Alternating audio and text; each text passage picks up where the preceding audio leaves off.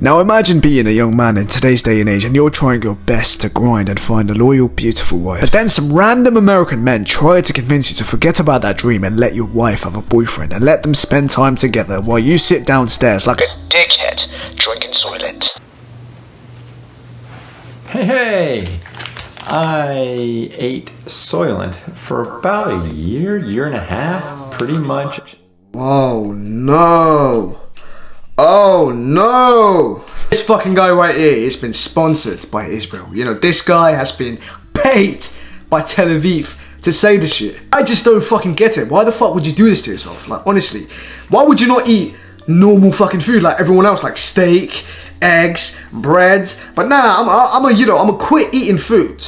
I'm gonna drink Soylent for 1 fucking year straight. You cannot pay me to go to America, honestly. You cannot pay me to go there because I am not drinking Soylent in America. You know, I'm not drinking Soylent. And the weirdest part is they banned, you know, America's literally banned raw milk. But you know, guess what's legal? Soylent. You know, yeah, drink Soylent as much as possible because, you know, that is very healthy for you.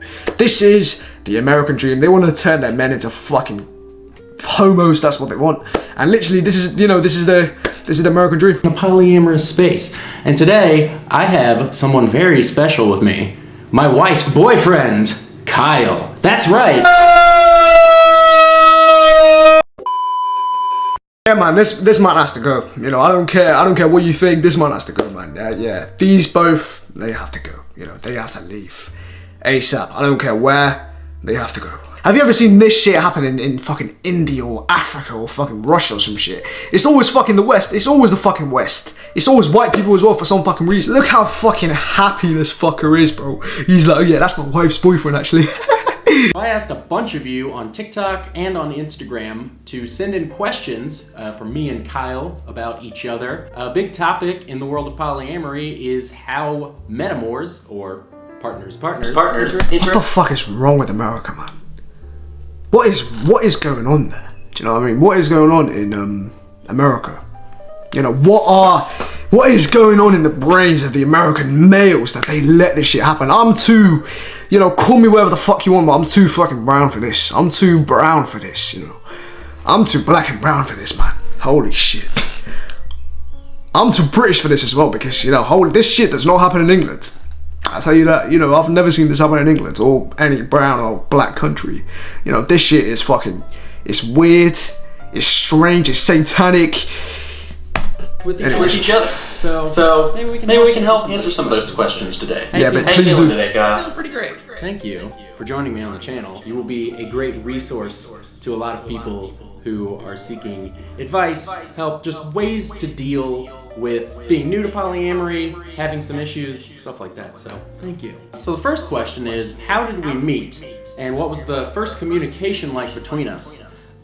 Disclaimer about this question. I say time and time again that polyamory is not all about sex.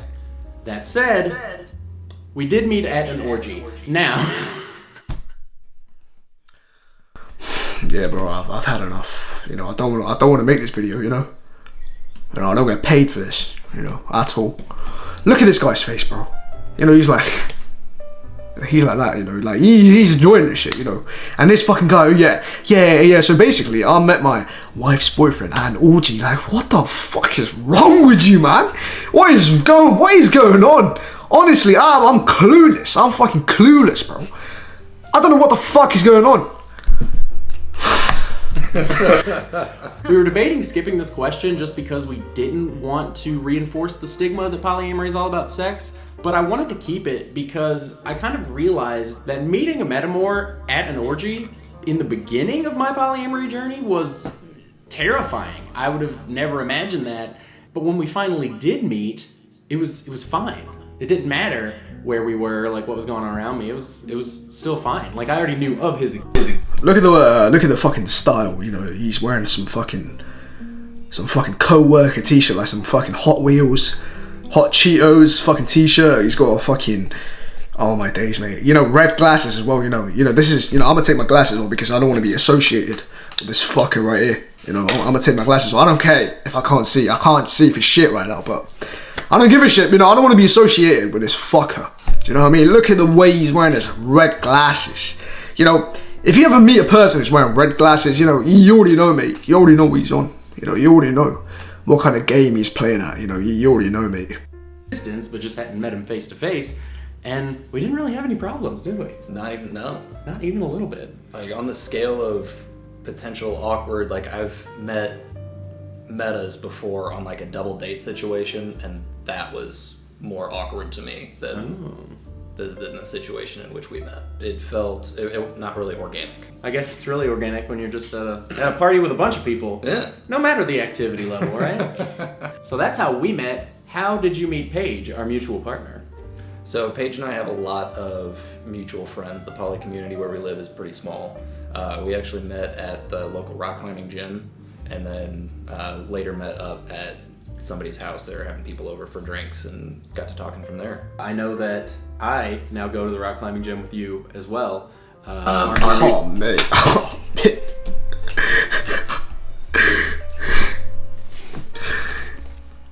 This guy over here, right? Basically, let me explain. He's dating someone, right? He's dating someone, and then his partner goes to this rock climbing gym, right? And his fucking partner meets this fucking weird ass don, yeah, with a fucking redneck fucking beard. So he meets his fucking partner, and then they start talking. And he's alright with it. This fucking guy, yeah, he's fine with it, you know, he loves it, you know. And then he starts going to the same gym with the fucking guy. I don't know what the hell's going on, you know, like, honestly, like, this is like a fever dream. This is like a fever dream. I can't see for shit because I don't want to be associated with this guy. But honestly, yeah, mate, if I know a person like this who's into this bullshit, that's me done. That's me done. You know, yeah. I could not be mates with anyone with this, you know, with the least amount of fucking self-respect. You know, where's your dignity, man? Where's your dignity? Like, honestly, I'm gonna just shut the fuck up because, you know, I need to see what's happening. Broke her leg and couldn't go for a bit, but Imagine all the fucking bullshit your ancestors went through, right? Like, imagine all the fucking bullshit your ancestors went through, you know, fighting fucking Genghis Khan, you know, fucking conquering Greece, you know, fucking being Vikings and shit, you know, like, and then, you know, they zoom out, you know, they die and shit, and they're watching from fucking heaven right now, you know, and they look down and they see this, they see their offspring, and they see his fucking partner dating someone else, and he's alright with it. Oh my god, mate. Oh my days. Like, this is just American things. Like, these are American things, yeah. This is not British values. This is not European values. This is not brown, black values. This is American values. This is the American culture. This is what the America is all about. You know, when people say, oh yeah, I love America, this is what they're talking about. This is what they're talking about. Yeah? Fuck. This is deep. was him staying at your house ever an issue? And if so, how did you overcome it? Earlier on, when you two were dating, you would come over here quite often. Mm-hmm. I would never really call it an issue. The only issue I really have is like making sure the dogs are taken care of before everyone's like in bed. Right. And I don't like to interrupt when someone else is over. It's their date. I'm not a part of it. I don't really. You know what? I've had enough. You know, this video has given me schizophrenia. This video has made me, you know, just like a DMT experience. Do you know what I mean? Like this is bullshit. This is bullshit, bro. Did you hear what this guy fucking said? He's like, oh yeah. So like, yeah, I don't really have an issue, you know, if you come home and you sleep with my wife, you know, and I'm downstairs, you know, I don't really have a problem with that, because as long as the dogs are, you know, being kept, you know, yeah, Jeff, yeah, it's done. I've had enough, you know, I don't want to hear this anymore, you know, this is cursed. This is cursed. I would never take my fucking children to America because I don't want them to learn these fucking values, bro. I don't know who's teaching them. I don't know who said to them, oh yeah, yeah, it's okay to let your wife date someone else while you're dating. I don't know who told him. I don't know who told him this.